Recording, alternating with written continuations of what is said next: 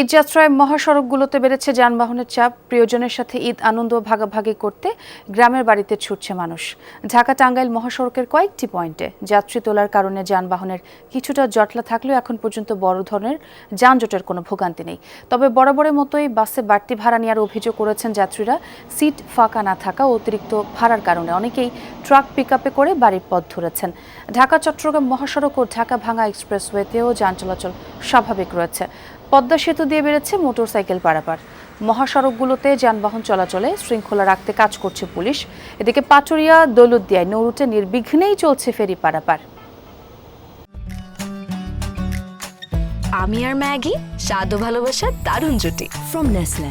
রাব্বি, সড়কপথের কি অবস্থা? সেখানে যাত্রী চাপ কেমন দেখছেন এবং তারা কি বলছেন তাদের যাত্রা নিয়ে? যেহেতু ঈদের ছুটি শুরু হয়ে গেছে আজকে থেকে, তাই যাত্রী চাপ অন্যান্য বারের তুলনায় কিন্তু এবার বেশি। ছুটিটাও অনেক বড়, 7 দিনের ছুটি। আজকে দীর্ঘ একটা চাপ হবে এবং সেটি কিন্তু দেখা যাচ্ছে গাবতলীতে কিন্তু গাড়ির চাপ, মানুষের চাপ এবং সবাই কিন্তু বলছে যে এখন পর্যন্ত গাবতলী পর্যন্ত আসতেই কিন্তু অনেকের অনেক বেগ পেতে হয়েছে। অনেক দীর্ঘ যানজট পেরিয়ে কিন্তু এই গাবতলীতে আসতে হয়েছে এবং দেখতেই পাচ্ছেন যে পুরো গাবতলীতে গাড়ির কয়েক স্তরের লাইন কিন্তু দাঁড়িয়ে গেছে। আমরা দেখছি যে প্রত্যেকটি কাউন্টারের সামনে যেমন যাত্রীদের চাপ আছে, ঠিক তেমনি অনেকে আগাম টিকিট করেনি, ইনস্ট্যান্ট এসে তারা টিকিটের জন্য অপেক্ষা করছেন এবং আমরা দেখেছি প্রত্যেকটা কাউন্টারের সামনে কিন্তু ভিড় আছে। যাবেন কোথায়? বাস কখন ছিল? বাস তো ছিল 7:45-এ, লেখা ছিল 8টায় আসার কথা। আমরা যাব সিরাজগঞ্জ যাবেন। এখন পর্যন্ত কেমন দেখছেন? এখন পর্যন্ত বাস তো আসলে অনেক এক্সট্রা দিছে, যার জন্য চলতেছে মোটামুটি, ওরকম প্যারার মধ্যে নাই। প্যারা নাই এখনো না? কেমন মনে হচ্ছে এখন পর্যন্ত যাত্রা কেমন হবে? ঈদ যাত্রা মনে তো হচ্ছে ভালো হবে, আমরা আশাবাদী ইনশাল্লাহ। আশাবাদী মানে এই পর্যন্ত আসতে কি কোনো ঝামেলা হয়েছে? না এই পর্যন্ত কোনো ঝামেলা হয়নি। মানে সবাইকে নিয়েই তো যাচ্ছেন, প্রতিবারই তো যান, এবার হ্যাসেল কেমন হবে কি মনে করছেন? এখন অনেক বছর পরে ভাবতেছি এবার হয়তো জ্যাম হবে না। হ্যাঁ, মনে হ্যাঁ, অনেক বড় ছুটি, হয়তো সবাই এখন যেহেতু আজকে ছুটি প্রথম দিন, আজকে জ্যাম না হওয়ার সম্ভাবনাটাই বেশি তাই মনে হচ্ছে। ধন্যবাদ।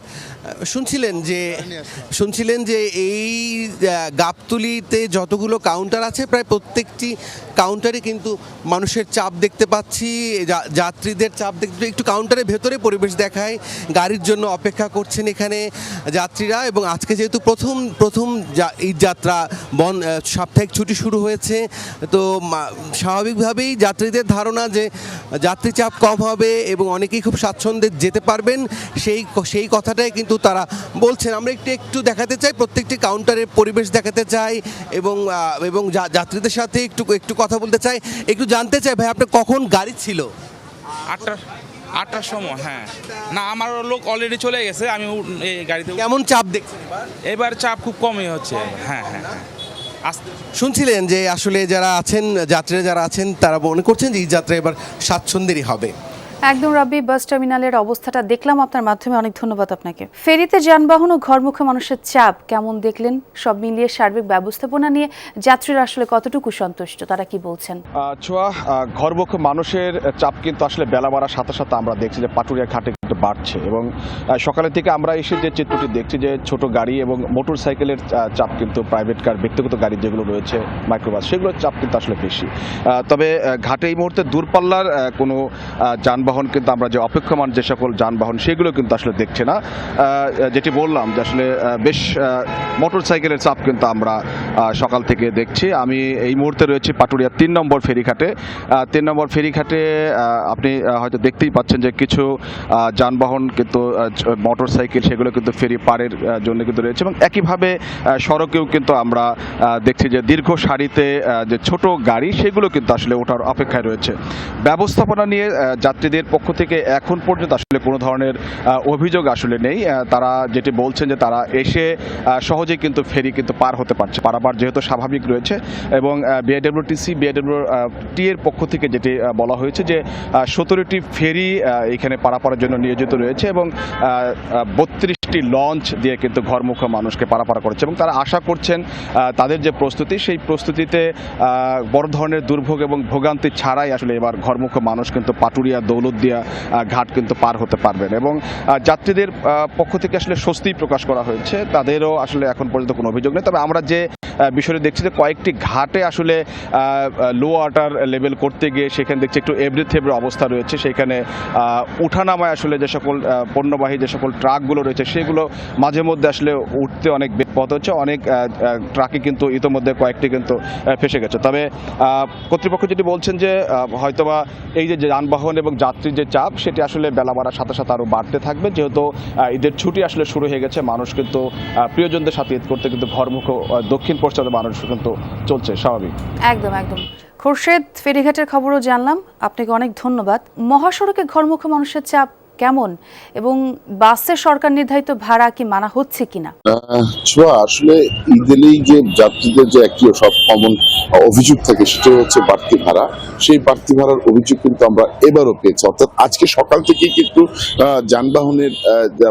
যানবাহনের থেকে যাত্রীরা অভিযোগ করছেন যে তারা নির্ধারিত ভাড়ার চেয়ে বেশ কিছু বেশি ভাড়া চাচ্ছেন পরিবহন শ্রমিকরা। এই বিষয়টি কিন্তু আমরা সকাল থেকে দেখেছি।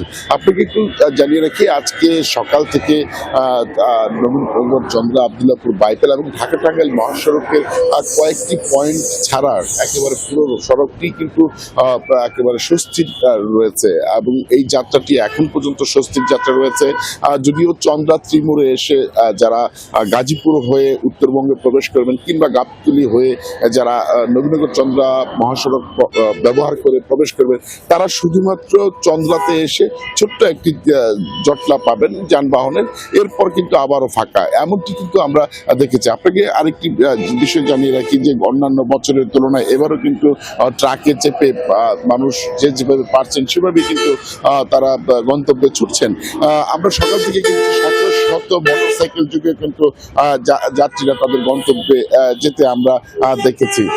তো এখন পর্যন্ত যদি বলা চলে যে কন্ট্রোল রুমের যে তথ্য আর বাস্তবের চিত্র মোটামুটি একই রয়েছে, অর্থাৎ কোথাও কোনো ধরনের যে বড় ধরনের জটলা, ঘন্টার পর ঘন্টা দাঁড়িয়ে থাকা, এমন কিন্তু চিত্র এখন পর্যন্ত মহাসড়কগুলোতে নেই। তো সবকিছু মিলিয়ে যদি বলতে চাই যে এখন পর্যন্ত অনেকটা স্বস্তির যাত্রাই হবে উত্তরের এখন পর্যন্ত রয়েছে ছোঁয়া।